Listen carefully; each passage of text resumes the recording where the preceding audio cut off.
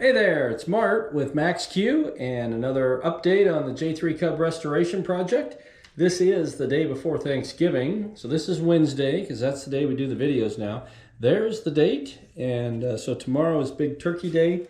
I hope everybody has a good Thanksgiving, but obviously not everybody will. That's the reality of life. But I also would like to encourage everybody that your best life is when you can take every day and look at it with Thanksgiving. And so I just kind of hope, I look at things from a strong Christian perspective, and I know that turns some people off. I'm so sorry. But I really do think that when you realize what the creator of this universe has provided, it's pretty easy to be thankful every day, even when things aren't so good. So that's my encouragement to y'all. But I do hope you have a great Thanksgiving, maybe spend some time with some family and things go well. So anyway, several things here to talk about on the Cub project. I've got some covers here that I wanted to talk about because when you cover an airplane in fabric, there are certainly times when you want to be able to get inside that fabric to get to something, and like a control turnbuckle, fair leads, who knows, you just need to have some access.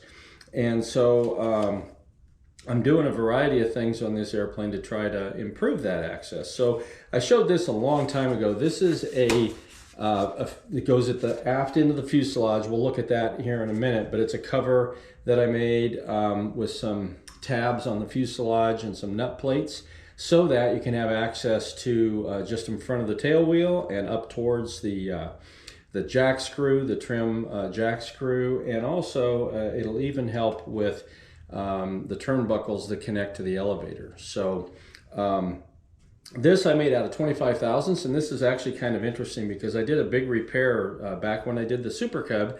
I did some other airplane work at that time, and I replaced a whole top fuselage skin on an RV-12 home built. And that had been, the airplane wasn't like big and damaged, but the top skin had been buckled in. So the skin had to be removed and had to repair a bulkhead. So anyway, I kept the aluminum. It's 25 thousandths, and it's a pretty big piece, obviously. So I've done several things with it. And so this cover that I made for back there at the aft fuselage came out of that material. That's why it's got paint on it, because the airplane was painted white. And then over here, I've got a couple of smaller panels that I've just made here this week, and they are for up underneath the floorboards, and we'll go over that here in a minute. But these I made out of 32 thousandths because I really did want them to be super robust. They're up closer to the prop blast. They're right in the thick of things up there, so I wanted them to be really robust. And so 32 is still pretty easy to work with, and you might be able to see I've rolled the edge a little bit. I have a little tool that will put a little bevel on it so that once these things are put up in place, they trim out really well, because I'll be using the little Tinnermans, which I don't know if you can see that very well, and it's on the floor now, but those can just slide right on and they stay in place. You don't have to get to the back side of them for the, to hold the nut, because they'll stay in place. And so that's a really slick, simple solution for something like this. And then also, the other thing, though, that you have to do, let's just go take a look at this right now, because when you're going to put an access hole in some fabric, though, you really need to find a way to reinforce. Like if we go back over here, the other video, I showed this little tiny access hole here, cover that I made for where the aileron cables come into the torque tube.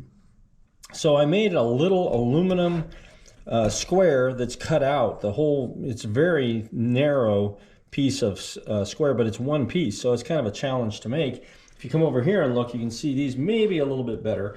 These are a little bit larger. They're 3/8 inch wide here, but it's a big hole opening, and you glue that in place on the fabric, and now you've reinforced the fabric so it's not going to get wrinkled. And then I've got holes in here, and whereas over here I used riv nuts on these just to try that idea. But the riv nuts, I'm not sure if they're really the best solution sometimes. So the Tenormans will work really well. I've got 6 of them, 3 on the front, 3 on the back, and then there's another hole over there. And the whole reason for these holes is because the Scott Master brake cylinders sit here, and the rubber hose goes out through the bottom of the fuselage. And like on the Super Cub, I just put an inspection ring there, and that worked. But this will give a nicer place for the hose to go through. But far more important than that, this is large enough. I made this specifically so that the bolts that hold the master cylinder on and the rudder pedals you can get to the nuts on the bottom side, because all of those components wind up sandwiching the floorboards between the hardware and the fuselage structure. So if you'd ever come to a place where you have to remove the floorboards, which, you know, is not likely to happen for 20 years or maybe even more, but still, this gives you the opportunity to be able to access the fasteners so that you could actually pull the floorboards out. Or let's say you have a problem with one of the springs on a rudder pedal, if it breaks and such, and you need to take the rudder pedal out. Well, the only way to get the rudder pedal out is to remove the floorboard. So again, you're back to that same situation of, well, you have to cut holes in the fabric and patch it or do something at that point. But here I've got it set up right from the get-go so that there's access. Plus these holes being a little bit larger, they just give you a little more opportunity to be able to see up into the area underneath the floorboards. So then I was also going to show, so the other things that are a challenge, though, if you're going to make floorboards that remove, are these little hold down tabs here are just for holding the floorboard down and stable, but you'd have to put another inspection ring here to be able to have access. So instead I put nut plates in here, and because also over here, this is where the rear seat attach fitting is. There's a U-shaped bracket and 2 holes, or 2 bolts that go through holes here. And if you would have to take the floorboards out, you're going to have to remove those. So I've strategically placed, marked where I'm going to place an inspection cover for those 2 spots. So you got the nut plates back there, so you can get those loose. You got these inspection holes so that you can get the rear seat fittings off. You've got these holes here so you can get to the rudder pedals and the brake cylinders to get those out of the way. So then there's one other thing. The front of the front seat, the front legs, they attach up here on these brackets. And so I didn't want to make these holes down here big enough to get all the way up there, because this cross tube here, it makes contact. It would be a little more difficult to have a cover plate, because I think there's an angle change on the bottom surface here too at this point, a pretty significant one. So what I did was I found that I had these, I got to try to remember the name. I just learned the name of this particular type of clip nut. And it's funny, I watched a video to even figure out how to say this word, and I've already forgotten it. Yeah, anyway, I'll just put it on the screen. So these are like a military or aerospace fastener, and they're a high temperature lock nut, self-locking nut, steel, and they're not elastic. So they should have tremendous holding power, and then that way I didn't have to drill any holes for nut plates in those tabs, which I didn't really want to do. So anyway, all that to say, let's see, Magnod, I don't know why I can't remember that word. Anyway, you know, sometimes your brain just gets tied in a knot.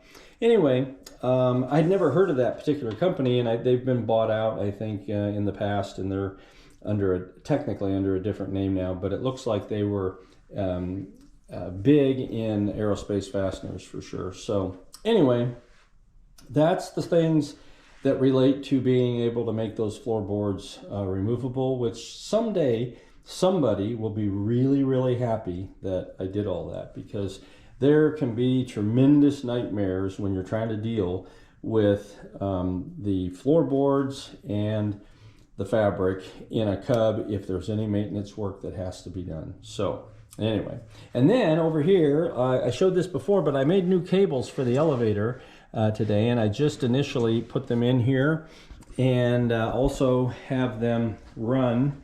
But here's the bigger thing, actually. We'll get back to those cables because something happened over here on the left side of the airplane. Hey, look at that. We got fabric. So yesterday, I got this all glued on and did the initial shrink on this fabric.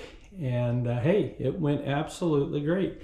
So this is the blanket method where the bottom of the fuselage gets covered first, and the fabric is glued to the longerons, wraps up and around. And then when you do the side, it glues to the center stringer here. So it's glued here on the side and trimmed off real nice. Not that you have to do that, but I kind of try to make things look good, even though you'll never see it. And then let's look, let me push this over here a little bit. And then you can see the fabric then on the side wraps an inch over the fabric that's on the bottom. And then there'll be a nice big 3-inch tape that goes over this that will encapsulate that joint, trim it out, and then we'll have a tape up along here as well. Also, it's a bit of a challenge on a Cub. This is only the second time now I've done one of these D windows.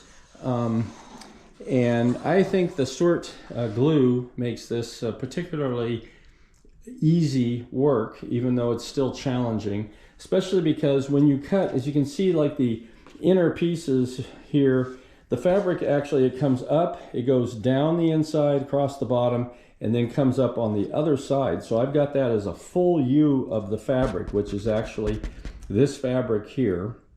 And it's glued on top of the inside fabric that had already been put over the inside edge. But you can see these cuts here. So on the longer or just gentle arc area here, I cut long pieces. And then as you get more and more into the arc, the pieces get smaller and smaller to make it easier. Sorry, I'm not doing the best job showing that. But anyway, because it just looks so much nicer when you can get all of this to lay in there super clean. So there's a couple things that are of interest there. You really should never try to glue against the steel framework here, because it's usually not in plane very well. And if you do that, you'll have the fabric pulled down in spots, and when it's done, it just does not look very good. So if it only starts to glue from right here at the top and then inboard, then this will just find its own happy place when it comes off of that point and not make contact. There is a little bit, like you can see these little tiny bumps here. When this was formed, it's got a little bit of ripple in it, and that may show through a little bit, but at least it's not glued to it, and it won't be very, very noticeable. And then the other thing you have to do is, like I have a cut that starts just past this arc here, but you don't want those cuts to show here on the outside. So you have to be real careful not to overcut when you're trying to go in here. And it's a bit tricky, but the Stewart's glue, because it will function a little bit like a contact cement. So when you push down in there, you can get a nice instant grab if you've let the glue dry on the two surfaces. So anyway, I think this has turned out so far really, really well. Real happy with that. And then it's a little bit of the same thing up here. I'm kind of happy that the windows like this are only on the one side, because over there on that side, that's the door and such, and that'll be a whole lot easier than having to deal with all of this extra tediousness. However, there still is the D window over there that has to be dealt with. So anyway, that it's looking really good. I'm real happy with that, and especially it worked really well here, because this is such a challenging spot. And what I found that really worked well, I don't even remember how I did it on the Super Cub, but I started back here at the rudder post and got my notches, which I actually cut with the hot knife and not essential, but it is kind of nice because then you have less work here trying to clean up as you when you tape and stuff. You don't have as many frayed pieces of fabric. So anyway, started here and then clamped the fabric down the side of the fuselage, and continue to move things around a little bit to try to get the slack out of it, and trying to get this so that there's as minimal amount of loose fabric. Of course, there was loose fabric here, but you don't want so much that you have a hard time getting the shrink to tighten it up. So as it turns out, this is just almost optimal the way that all came together. And so that means I'm halfway through on that challenging part. Of course, this side will be a little bit different because the fabric then will go an inch over here. And so that can be a challenge to make look good. Obviously, you're going to cover it with a tape, but you still want that to look as clean as possible so that it doesn't show through and catch your eye, especially here on the top of the fuselage where the sun's definitely going to be hitting it. You're going to have really good light to see imperfections. So we'll see how all that goes. But I do have, I think I had the rudder pedals or rudder cables in last time, but now I've got these, the elevator cables just temporarily rubber banded up here to keep them out of the way. But I did get the fair leads in, and just need to confirm a little bit more on that. In fact, this is the point where I've already done multiple inspections, but I'm gonna go back through, because once you put this side fabric on, you know, you're kind of stuck. And so you wanna make sure you've got everything where it needs to be. So I got a little bit of double checking to do there. I'll probably go ahead and stick the stab, at least one stab and elevator on, and hook them up so that I can make sure that it looks like the cables are as they should be. So that'll be kind of fun. And let's see, I think that's about it, but I do have a lot of confidence now. Oh yeah, let's go back here real quick. So here's that access hole then where that other cover plate, the big cover plate, is going to go. And so you can see that if you were under the airplane and reaching up in, you can reach easily right up to the jack screw components and such, which can be really difficult. I worked on a Cub once that just had an inspection hole down here and had to remove the pulley, and it was between trying to do from down to below and trying to get a hand to come in through, because there's a cover plate here that you can remove, but there's just very limited access. So this much larger opening here at the back will make that a lot easier in the future for maintenance. Also, there's a little tiny triangle of fabric here at the very end that was, I put that in before the side went on. So anyway, okay, there you go. So it is at least looking a little more like a Piper Cub, and that's definitely encouraging. And again, I'm really thankful that so far it seems to be going really well. So again, I hope you all have a good Thanksgiving, and we'll see you next time.